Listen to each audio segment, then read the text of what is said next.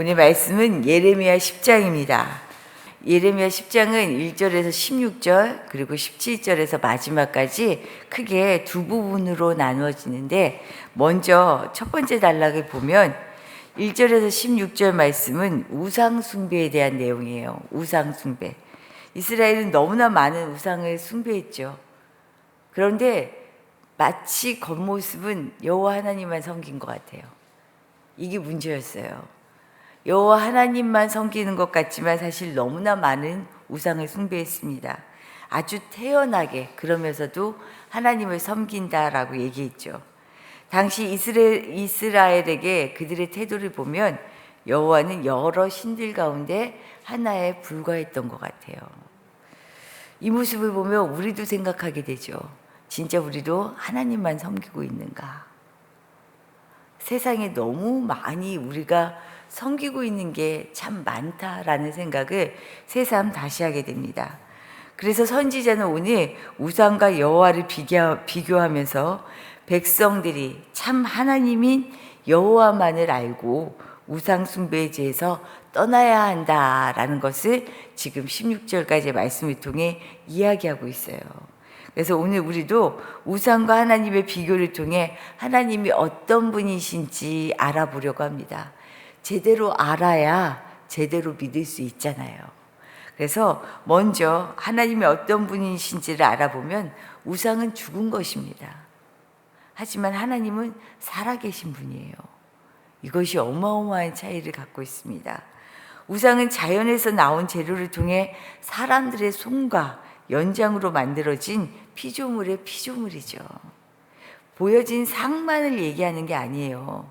우리가 섬기고 있는 돈, 우리가 섬기고 있는 명예, 자리, 이 모든 우상들이 사실은 하나님이 만든 게 아니라 살면서 사람들이 만들죠. 그리고 이거면 우리를 살게 하겠다, 이거 있으면 살만 나겠다 라고 우리가 우상으로 섬기게 되는 거죠. 이 모든 것들을 말합니다. 이 모든 우상은 피조물의 피조물이에요. 하지만 하나님은 큰 권능으로 우리를 아니 세상 우주 만물 모든 것을 창조하신 하나님입니다. 창조주 하나님이세요. 우리가 하나님이 세상을 창조했다라는 말을 흔히 하지만 정말 그야말로 고백이에요. 창조주 하나님이십니다. 우상은 말할 수 없고 걸을 수 없고 화와 복을 선포할 수 없어요. 하지만 하나님은 자신의 주권대로 모든 것을 벌하기도 하시고 복을 주기도 하시는 분이십니다. 그러니 중요한 건 우리가 두려워할 것은 하늘의 징조가 아니에요. 그 하늘을 만드신 하나님입니다. 살다 보면 너무 겁나는 일들 많잖아요. 비만 며칠 계속돼도 우리 어찌할 바를 모르죠. 이런 것 앞에서 무서워해요. 그리고 앞으로 어떻게 될 거지? 앞으로 이러다 우리 죽는 거 아니야? 이러다 큰일 나는 거 아니야? 그래서 여러 가지로 두려워하면서 다른 뭔가 사인을 듣고 싶어 해요. 안전하다라는 말을 듣고 싶어 하죠. 그러니까 내가 불안하지 않고 안전할 수 있는 게 뭘까라는 것을 끊임없이 찾아다녀요. 그것을 갈구하며 찾죠. 아마 제가 알기로는 많은 그리스도인, 교회에 나온다라고 하지만 많은 분들이 점집도 찾아가는 것 같아요. 궁금한 거예요. 내 앞날이. 그리고 마치 점집에서 이야기를 듣는 것처럼 마음속에는요, 기도받고 싶어요 하는데 기도만 받는 게 아니고 앞으로 일어날 일에 대한 사인을 듣고 싶은 마음이 막 간절한 거예요. 사람을 통해. 이게 맞는 걸까요? 우리가 그렇게 살고 있어요. 2절의 말씀 한번 볼까요? 2절 말씀입니다. 2절 말씀입니다. 여호와께서 이와 같이 말씀하시되 여러 나라의 길을 배우지 말라. 이방 사람들은 하늘의 징조를 두려워하거니와 너희는 그것을 두려워하지 말라. 왜요? 하늘을 만드신 하나님을 믿고 있는데 하늘의 징조가 두려울 게 뭐가 있어요? 그분을 믿고 의지하는데 무엇이 두려워요? 사실 어제 말기 암으로 인생의 진짜 마지막을 준비하고 계신 집사님 한 분을 찾아뵀어요. 지금 드시지 못한 지도 한 15일이 지났다 그래요. 그런데 가서 뵙고 온 다음에 고통스러우니까 우선 몸은 숨 쉬는 것도 이렇게 쉽지 않잖아요.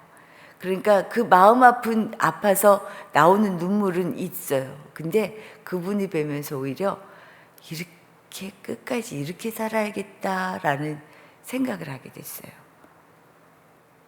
몸도 간 수치가 올라가서 노랗게 바뀌셨어요. 살도 다 빠지셨죠. 그 집사님이라는 걸 듣지 않았으면 알아보기가 저는 어려웠을 것 같아요. 그런데 너무나 또랑또랑하셔요. 그리고 목사님 손을 붙잡고 나는 내가 이제까지 진실하게 살았다라고 생각했는데 내가 너무 교만했어요 하면서 자신을 끊임없이 돌아보며 하나님 앞에서 너무나 그냥 당당하게 하나님 앞에 마주하고 있어요. 자신의 죽음을. 저 그런 분 처음 봤어요. 진짜 죽음 바로 앞에서 앞두신 분이 그런 분을 처음 봤어요. 어찌나 멋지든지. 그러면서 이렇게 우리가 이제 마지막에 나오려고 하는데 그 힘이 하나도 없는 분이 목사님이 이렇게 끌어안더라고요. 마지막을 맞이하는 분을 보면서 은혜 받기는 처음이었던 것 같아요. 아, 나도 끝까지 이렇게 살고 싶다. 오직 소망이 하나님 살아오실 때도 고집스러울 만큼 하나님을 늘 이야기하셨던 분인데 끝까지 그렇게 하나님을 이야기하는 모습이 너무 좋았어요. 젊으시거든요. 우리는 세상의 하늘의 징조, 세상의 것 때문에 두려워할 존재가 아니에요. 우리를 만드셨고 세상 우주 만물을 만드신 하나님을 우리가 알고 믿고 있잖아요. 그분이 우리 아버지시잖아요.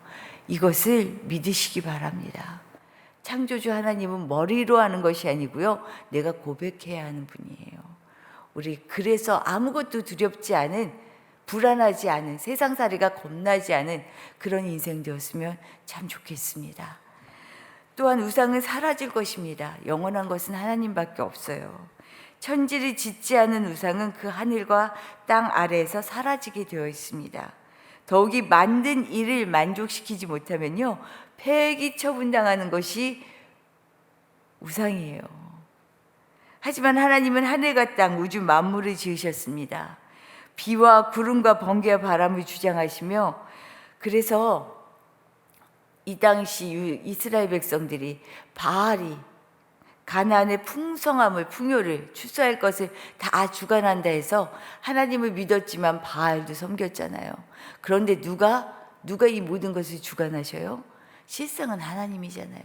우리 먹고 사는 거, 우리의 생명, 이 모든 우주 만물 돌아가는 것, 주관자가 하나님이십니다. 이것이 우리에게 중요한 거죠. 그래서 우주 만물을 지으신 하나님께서는요, 자기 백성 이스라엘을 자신의 유산으로 삼으시는 분이다 말씀하고 계셔요. 제가 16절 말씀을 읽어드릴게요.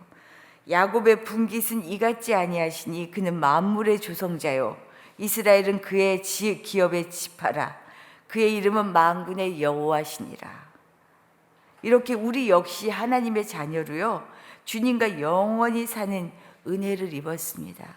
그러니 지금 눈에 보이지 않는다고 해서 하나님을 깜빡 잊어버리지 말고요. 눈에 보이는 것에 자꾸 현혹되지 말고요. 하나님을 의지하며 살아가야 할 이유가 여기 있습니다. 사람이 참 어리석어요. 하나님이 창조주고 우리의 생명이 그의 손에 있음에도 불구하고요, 오히려 생명이 없는 것에, 아무것도 아닌 것에 자꾸 우리의 운명을 맡겨요. 우리의 운명을 물어봐요. 사라질 것에 온 힘을 쏟아요. 정성을 기울입니다. 돈 모으려고 애를 쓰고요. 이 땅에서 어떻게 하면 좀 더 힘있게 살아갈 거에 자꾸 현혹이 되어져요. 지금 온 이스라엘 백성들이 복받기 원하는 마음으로 선택했는데 그것이 거짓된 것, 우상이라고 지금 얘기하고 있습니다. 이 우상의 결과는 뭐죠?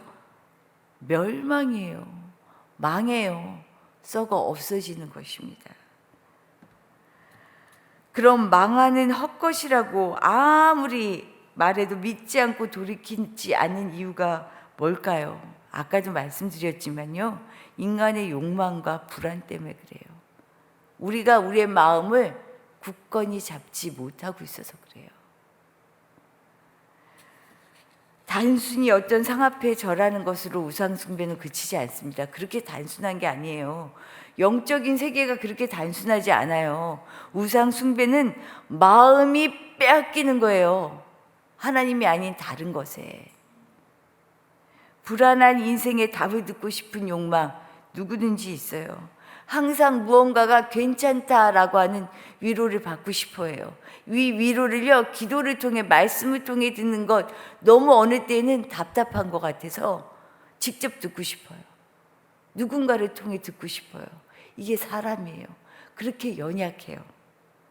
하지만 어느 것으로도 우리의 위로가 될 수 없습니다. 중요한 것은 이런 우리가 아무리 헛것을 쫓아다녀도 망고의 진리는요, 이 모든 것은 망하는 것이고 사라지는 것이다 라는 거예요. 우리의 삶은 우리를 창조하신 하나님을 통해서만 영원할 수 있습니다. 우상과 하나님을 비교하며 하나님의 존재를 우리가 다시 한번 돌아보았잖아요. 중요한 것은 우리가 어느 만큼 진리이신 하나님을 알고 붙잡느냐에 따라 달려 있습니다. 하나님 한 분으로 이 땅에서의 삶이 충만할 수 있다면 정말 복이겠죠. 그런 삶을 위하여 우리가 끊임없이 기도하고 말씀을 듣고 하나님의 뜻을 따라 살아가기 위해 정말 온 힘을 기울일 수 있는 우리 모두 되기를 축복합니다. 두 번째 단락 17절 이하에서는요, 이스라엘의 멸망이 이미 시작되고 있다라는 것을 알려주고 있어요. 선지자는 이스라엘의 멸망을 기다리지 말고 포로로 끌려갈 것을 대비하며 짐을 싸고 준비하라고 말합니다. 이제 곧 바벨론의 포로로 붙잡혀 갈 거야, 이 얘기를 하고 있어요. 이처럼 자기 백성을 먼 곳으로 내던지듯 포로로 보내시려는 것은 이렇게 하지 않으면 어떻게 해요? 백성들이 자기 악행을 깨닫지 못하기 때문이다. 그만큼 완악하다라고 얘기하고 계셔요. 이것이 18절 말씀입니다. 18절 말씀 한번 같이 읽어보겠습니다. 여호와께서 이와 같이 말씀하시되 보라, 내가 이 땅에 사는 자를 이번에는 내던질 것이라. 그들을 괴롭게 하여 깨닫게 하리라 하셨느니라. 그렇죠. 심판의 끝은 항상 깨닫게 하기 위함, 돌이키기 위함이에요. 고난을 통해서라도 자신의 모습을 바라보고 깨닫기를 기대하고 또 기대하십니다. 이런 하나님의 뜻과 마음을 알기에 예레미야 선지자는요, 이 고통스러운 징계를 눈물을 흘리면서도 마땅히 참으며 하나님의 주권을 인정하고 있어요. 23절에서 이렇게 얘기해요. 여호와여, 내가 알거니와 사람의 길이 자신에게 있지 아니하니 걸음을 지도함이 걷는 자에게 있지 아니함이니이다. 사람들의 교만은 내 인생은 나의 것이다 라고 여기는 데서 시작이 돼요. 하지만 이것을 알기에 선지자는 다시금 고백합니다. 내 인생은 내게 있지 않습니다. 내 걸음은 내가 주장하는 것이 아닙니다. 이 모든 것이 하나님에게 있습니다. 이게 진짜 믿음이죠. 그래서 하나님이 하시는 일을 힘들고 고통스럽지만 받아들이겠다라고 얘기해요. 억지로 하나님의 뜻을 바꾸려고 하지 않아요. 받아들이겠습니다. 우리 민족이 우리가 자초한 일이니 그 결과를 인정하고 책임지겠다라고 하는 철저한 회개예요. 회개는 말로만 고백하는 게 아니잖아요.